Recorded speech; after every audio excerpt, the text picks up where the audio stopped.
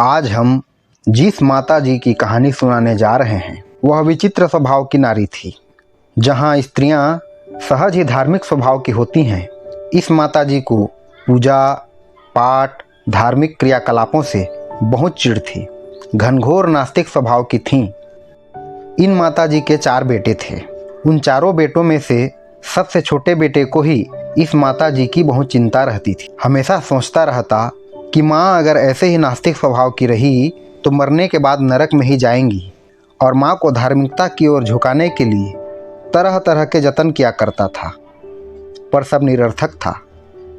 घर में हवन पूजन कथा आदि का आयोजन करवाता तो माँ या तो चादर ओढ़ के सो जाया करती थी या दूसरे के घर घूमने चली जाया करती थी।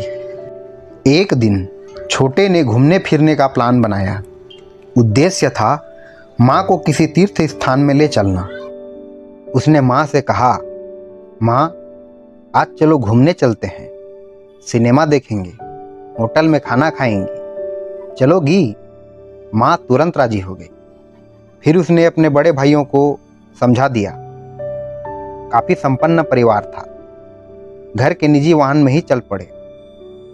शहर पहुंचने पर रास्ते में एक भव्य राम मंदिर मिला। छोटे ने कहा, भैया इस मंदिर की कारीगरी की चर्चा पूरे शहर में है।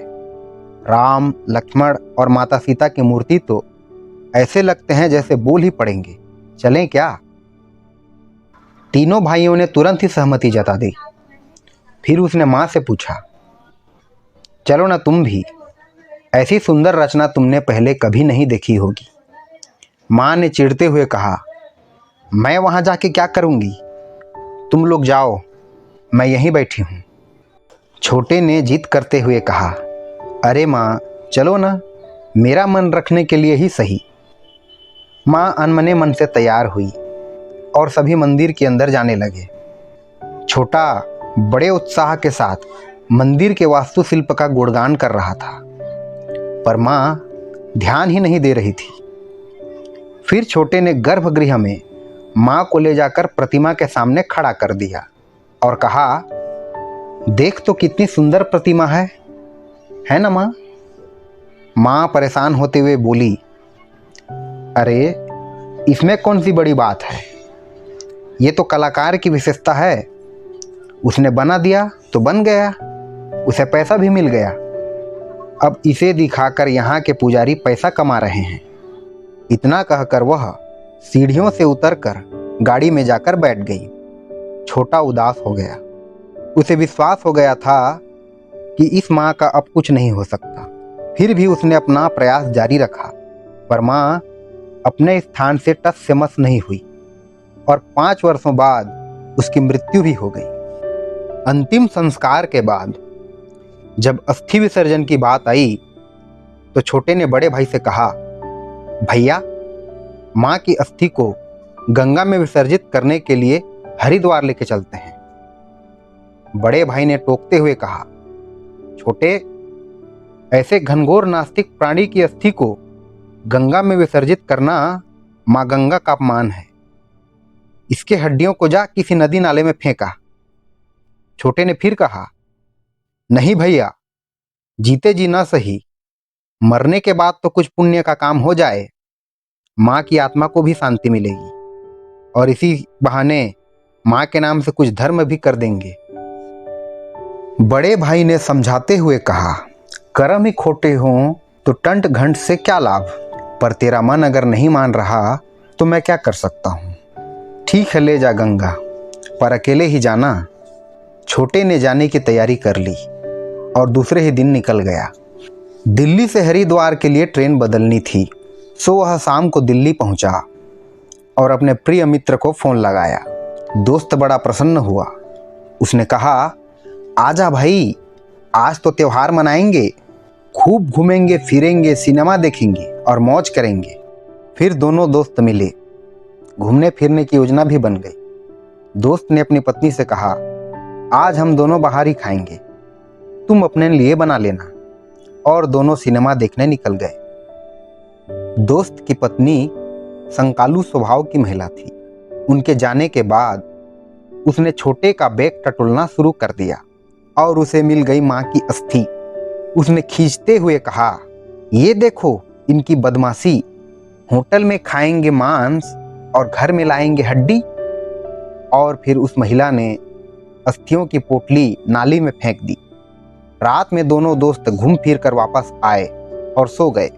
छोटे को जल्दी गाड़ी पकड़नी थी, सो जल्दी उठा और नहा धोकर तैयार हो गया। दोस्त से विदा मांगी और चल पड़ा रेलवे स्टेशन की ओर। हरिद्वार पहुंचकर उसने बैग टटोला तो पता चला अस्थियों की पोटली गायब है। उसने माथा पकड़ लिया, हे भगवान, मुझसे कहाँ चूक हो गई। श्रम, समय और पैसा सब बेकार हो गया। अब मैं क्या करूं? फिर उसे कुछ याद आया। उसने दिल्ली वाले दोस्त को फोन लगाकर पूछा, यार माँ की अस्थि मिल नहीं रही, कहीं गिर गई है? दोस्त ने कहा, यार माफ करना, मेरी घरवाली की आदत ठीक नहीं है। मुझे लगता है उसी ने कुछ किया होगा, पूछ कर बताता हूँ। अरे सुनती हो? उसने अपनी पत्नी को आवाज दी, मेरे दोस्त की माँ की अस्थि मिल नहीं रही है, तुमने कुछ किया तो नहीं? उसकी पत्नी ने चौंकते हुए जवाब दिया, क्या वो हड्डी उनकी माँ की थी? मैंने समझा ये बैग में हड्डी लेकर क्यों घूम रहे हैं, इसीलिए मैंने उसे गटर में डाल दिया। दोस्त ने माथा पीट लिया, अरे मूर्ख स्त्री, ये तूने क्या कर दिया? दूसरे के बैग को खोलने का अधिकार तुम्हें किसने दिया? वह अपनी बीवी पर खूब झल्लाया, पर जो होना था हो चुका था। चीखने चिल्लाने का कोई मतलब नहीं था। उसने दोस्त से माफी मांगते हुए कहा, मेरे भाई, ये सारी बदमाशी मेरी पत्नी की थी। मैं बहुत शर्मिंदा हूं, हो सके तो मुझे माफ करना। ये सुनकर छोटा मन महसूस कर रह गया। रोता बिसुरता घर वापस आया और सारी बात बड़े भाई को बता दी। बड़े भाई ने कहा, छोटे, मैंने कहा था ना, हमारे माँ की अस्थि किसी पवित्र नाले में जाने लायक है ही नहीं, वो सिर्फ गटर में गिरने लायक ही थी। पर छोटा छटपटाता ही रहा। दूसरे दिन शमशान में जाकर राख में से कुछ टटोलने लगा। संयोग से उसे उंगली की एक हड्डी मिल गई। उसके खुशी का ठिकाना नहीं रहा, जैसे कोई रत्न मिल गया हो। खुशी खुशी घर आया और बड़े भाई के पैर पकड़ लिए और कहा, भैया, बस एक बार मेरी बात मान लो, माँ की थोड़ी सी अस्थि मिल गई है। ऐसा करते हैं, घर की गाड़ी से ही सब एक साथ चलते हैं। इस बार हरिद्वार न जाकर इलाहाबाद चलेंगे। कहीं रुकना भी नहीं है, सीधे पहुंचकर अस्थि विसर्जन करेंगे, बाकी सारे काम बाद में कर लेंगे। बड़े भाई मान गए। 3 दिन बाद यात्रा का क्रम बना। मृत माँ के 4 पुत्र और उनकी 4 पत्नियां, कुल मिलाकर 8 लोग अपने निजी वाहन में सवार हुए और चल पड़े इलाहाबाद की ओर। दिन भर रात भर गाड़ी चलती रही। दूसरे दिन पहुंच गए इलाहाबाद। छोटे ने माँ की अस्थि को सुरक्षित रखने के लिए इस बार एक चांदी के डिब्बा में पैक करके रखा था। अब चारों दंपत्ति गंगा तट की ओर चल पड़े। मर्यादानुसार चारों भाई गंगा की धारा में ऊपर की ओर उतरे और उनकी पत्नियां धारा में नीचे की ओर नहाने के लिए उतरी। छोटे ने घाट में उतरकर जय मां गंगे का नारा लगाया और चांदी की डिबिया मां गंगा को समर्पित कर दी। डिबिया नीचे की ओर बहने लगी। सबसे नीचे नहा रही थी छोटे की पत्नी। उसने भी जय गंगे कहकर डुबकी लगाई। डुबकी लगाने के बाद सूर्य देव को अर्घ्य देने के लिए अंजुलि बनाई। तभी अंजुलि में चांदी की वही डिबिया आकर फंस गई। चांदी की चमकती डिबिया देखकर खुशी के मारे चहक उठी और अपनी जेठानियों से कहा, दीदी दीदी, ये देखो मुझे मां गंगा ने क्या दिया है। सब ने डिबिया छू छू कर देखा। चारों की प्रसन्नता का कोई ठिकाना नहीं रहा। बड़ी जेठानी ने कहा, बड़ी किस्मत वाली है रे तू, माँ गंगा ने तुझे वरदान दिया है, तुझे एक सुंदर सा बेटा होगा। चारों स्त्रियों ने ये बात अपने पतियों को नहीं बताया। स्नान के बाद श्राद्ध तर्पण इत्यादि सभी कार्य संपन्न कर सब के सब घर वापस आ गए। अब घर में महिलाओं के बीच खुसुर फुसुर होने लगा। गांव के लोग भेंट करने के लिए आ रहे थे। तीनों जेठानियां गांव की स्त्रियों को छुटकी को मिले माँ गंगा के वरदान को दबी आवाज में बताने लगी थी। छुटकी को माँ गंगा ने वरदान दिया है, चांदी की डिबिया मिली है उसे। वहीं से गुजरते हुए डिबिया शब्द छोटे के कान में पड़े तो उसके कान खड़े हो गए। उसने अपनी पत्नी को एकांत में बुलाकर पूछा, ये भाभी लोग किस डिबिया के बारे में बात कर रहे हैं? छुटकी ने खुशी खुशी सारी बातें बता दी और वही डिबिया हाथ में थमा दी।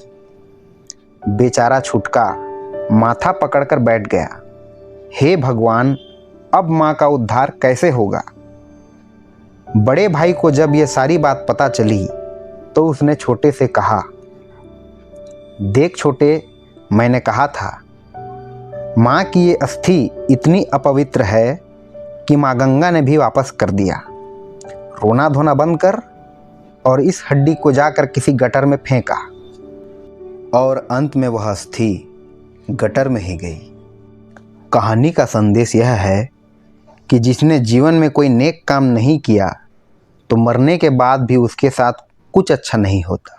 कहानी प्रेरणादायी लगी हो तो लाइक करें, शेयर करें और सब्सक्राइब करना ना भूलें। धन्यवाद।